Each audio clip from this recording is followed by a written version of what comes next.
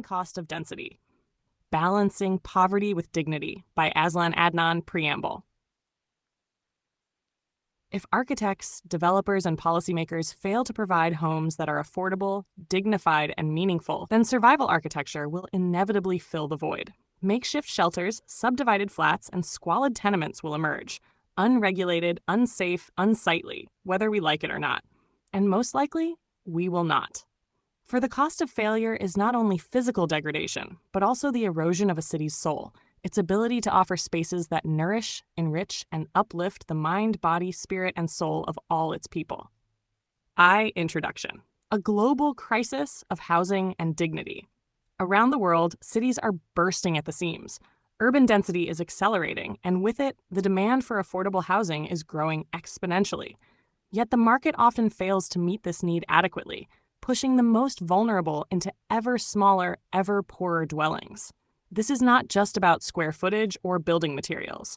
What ties these examples together is not merely the lack of space, but also the lack of dignity. In cities from São Paulo's favelas to London's broom cupboards and Hong Kong's coffin homes, the poor endure housing that is unsafe, unregulated, and unsightly. These places, no larger than a coffin, become containers of human survival, not homes where life flourishes. 2. Why low-cost urban housing is always necessary. No city can function without the essential workers who keep it running. Road sweepers, garbage collectors, cleaners, maids, construction workers, security guards, sales assistants, food delivery riders, drivers, and many more. These roles, while fundamental, often pay wages insufficient to access decent housing. Thus, there will always be a demand for low-cost housing in the urban fabric. The challenge is how to accommodate this need without sacrificing dignity or safety. 3. Lessons from global cities. Hong Kong. The city's subdivided flats, grimly known as coffin homes, offer personal spaces sometimes no larger than a coffin. Over 220,000 residents live in these cramped enclosures, many working in low-wage jobs as cleaners, security guards, or food delivery riders. London. The broom cupboard metaphor evokes tiny, often windowless rooms under staircases or in basements. Spaces so small they can barely fit a bed. London's market pressures push some into these tiny quarters, which are similarly dangerous and undignified. São Paulo. Favelas stretch across hillsides and city edges, often built informally without planning or regulation.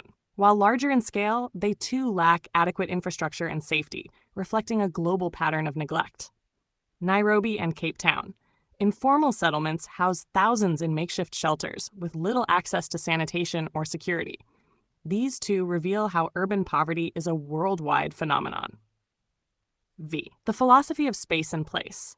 Humans do not merely occupy space. We seek places that nourish the mind, body, spirit, and soul. We crave public squares where laughter echoes in the courtyard, semi-public spaces where neighbors exchange greetings beneath the shade of a rain tree's canopy, and private rooms that offer rest, reflection, and renewal. To truly experience living in a place is to experience something worth remembering there. The urban built environment must enable such memorable experiences to become lasting memories. As I have written elsewhere, to truly experience living in a place is to experience something worth remembering there. The built environment must enable such memories to become lasting memories. One vital policy lever is the provision and protection of public spaces accessible to all, rich or poor, local or migrant worker. If you cannot provide a room with a view, apologies to E.M. Forster, then at least provide public parks where anyone can leisurely watch the sun slowly set in safety, in peace, and for free. V. Towards solutions. Designing for dignity. Policy and design must prioritize dignity as a baseline, not a luxury. This means legislating minimum room sizes, improving ventilation and natural light, and ensuring safety regulations are enforced. It also means promoting mixed-use neighborhoods, affordable public transport, and the preservation of community spaces.